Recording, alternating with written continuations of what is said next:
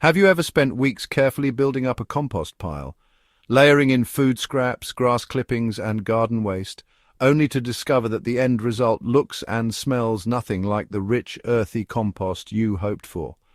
It happens to more gardeners than you might think, and most of the time the culprit isn't the method or the effort. It's the wrong ingredients sneaking into the pile. Composting is often described as nature's recycling system, and in many ways it is. But here's the secret truth. Not everything organic belongs in your compost bin. In fact, adding the wrong things can ruin the entire batch, attract pests, slow down decomposition, or even spread diseases to your plants. Before you toss something into that heap, it's worth taking a closer look at what should never make its way in. Stick with me, because this knowledge can save you months of frustration and ensure your compost turns into the black gold your garden deserves. At its core, composting is a delicate dance between carbon-rich browns, like dried leaves, and nitrogen-rich greens, like vegetable scraps. Microbes and worms break these materials down, transforming them into nutrient-dense soil.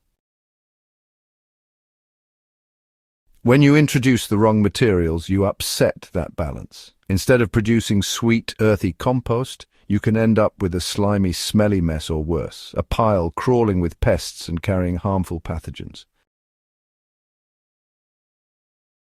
This is why being selective about what goes into your compost is just as important as making sure you keep it moist and aerated.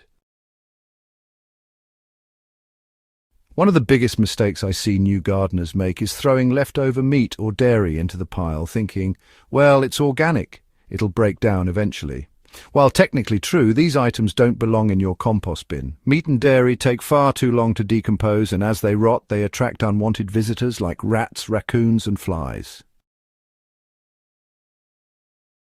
They also create odors so strong that, well, even your neighbors will know you've made a mistake. Beyond the smell and pests, these ingredients can foster harmful bacteria like salmonella, which is, honestly, the last thing you want anywhere near your food garden. Cooking oils, butter, and greasy food scraps also spell trouble. Unlike plant-based waste that breaks down readily, oils create a water-repellent barrier in your compost pile, suffocating the microbes that need air to do their job.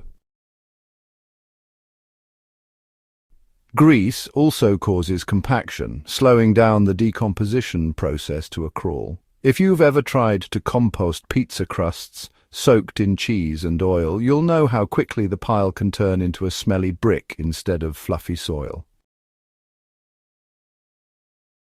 Another common mistake is tossing diseased plants into the compost. While it may feel satisfying to rip out those powdery, mildew-covered leaves and send them to the pile, doing so risks spreading fungal spores and pathogens throughout your compost. When you later spread that compost back into your beds, you're reintroducing those diseases right at the root level of your next crop. Similarly, avoid composting plants that have been treated with herbicides or pesticides. Those chemicals can survive the composting process and end up damaging your soil life and your future harvests. So it may seem logical to compost dog or cat droppings, since, manure from herbivores like cows and chickens is such a valuable fertilizer. But here's the difference. Dogs and cats are carnivores, and their waste can carry parasites like roundworms or toxoplasmosis that are, honestly, extremely dangerous to humans. Human waste is also unsafe unless it's processed in a highly controlled system designed specifically for it. For the home gardener, these wastes don't just pose health risks, they can actually contaminate your entire garden. Not everything that looks compostable actually is. Shiny magazines, coated cardboard, and anything with plastic fibers should really stay out of your pile. The coatings and dyes contain chemicals that just don't break down safely, leaving behind residues you really don't want in your soil. And of course, plastics and synthetic fibers will never decompose. Compost piles thrive on natural, untreated materials. Keeping it simple and clean is always the best route. The beauty of composting is that when done right, it's incredibly forgiving. Sticking to vegetable scraps, fruit peels, coffee grounds, shredded leaves, and untreated yard waste will give you all the material you need to create rich, living compost. So think of your pile as a living organism. It really needs the right fuel to thrive. The good news is that once you get into the habit of saying no to certain items, the process becomes second nature. You'll notice your pile breaking down faster, smelling fresher, and producing the kind of compost that, well, just crumbles beautifully in your hands. Composting doesn't need to be complicated, but it does need to be intentional. Every time you add to the pile, you're shaping the future health of your soil and, honestly, the success of your garden.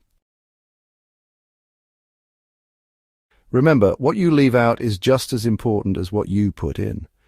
Avoid the troublemakers we talked about today, and your compost will reward you with fertility that money simply can't buy. If you found this guide helpful and you want to keep learning natural, time-tested gardening methods, don't forget to subscribe to Gentle Herb Living. Share this video with a gardening friend, because the more of us who compost the right way, the healthier our gardens and communities will be.